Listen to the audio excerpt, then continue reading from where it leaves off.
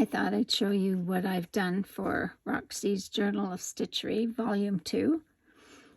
I made a wrap for it, as you can see. I've added on some sari silk, and these pieces were one piece. I'll just put this aside right now.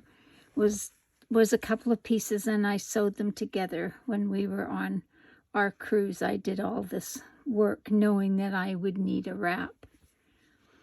So here is the book, and what I did is I sewed in 4 signatures. So the book is like this. The back I didn't put anything on. I covered the spine. This is a vintage handkerchief with my initial on it, which I thought was kind of cool. And then I just added some stitching on it. This here is a piece that I did that I really loved, and I didn't have a place for it, so I thought it would look good inside of the journal. And here it says, Roxy's, or the Winter Journal of Stitching 2022. As I said, I put 4 signatures in. This is the deer. This one here is the wreath. I really love this one. This is the tree, and I have some really nice pieces of vintage fabric and a French laundry label from Debbie at Dollhouse Vintage in England. So thank you, Debbie.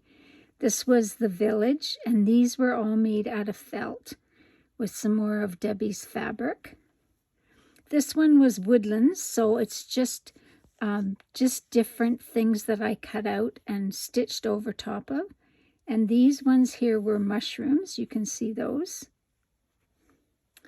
This one here was a log cabin, and this was a quilted or a thrifted sweater that I felted. And I thought it was pretty good with the striations of the colors in there.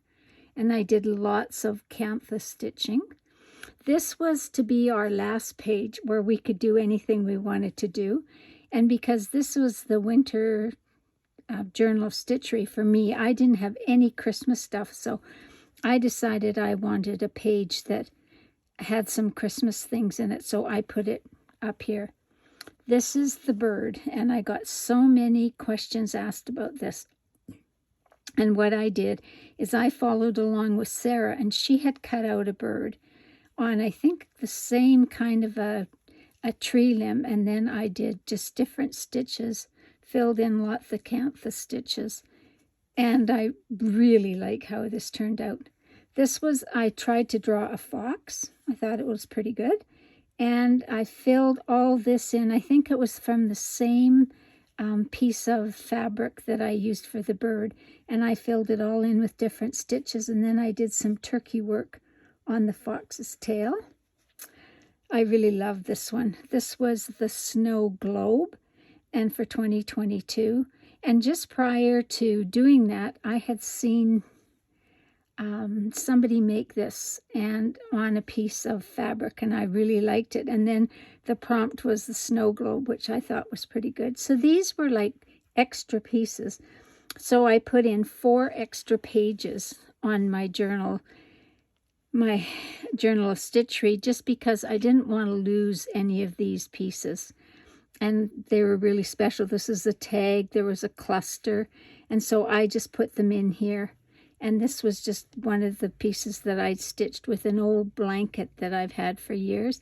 And this was another tree. This was the winter tree. I put a lot of effort into this one, but I didn't want it to be in the page. I just didn't feel that it looked good enough. So the back, as I've already showed you, I covered the spine so you can't see the 4 places where I put the signatures in. I just lay this down here, lay this around, and wrap it. And I just wrap it really tightly a couple of times. And there you go. Hopefully I won't make you dizzy by all this wrapping. But I want to thank Sarah and Rachel and their mom for all their generosity and their time. I really loved working on Volume 2, and my spools for Volume 3 should be coming next week. So thanks for watching. Bye-bye.